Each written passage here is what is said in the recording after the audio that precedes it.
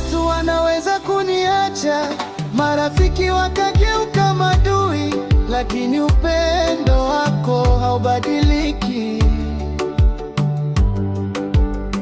Wewe ni mwamba wangu wa milele, maana kesho yangu iko mikononi mwako. Sio kwa njaa ama chakula, sio kwa magonjwa au ufukara, sio hata kwa kudharauliwa na watu. Hakuna cha kunitenganisha na Mungu, hata kama nikibaki mpweke. Naamini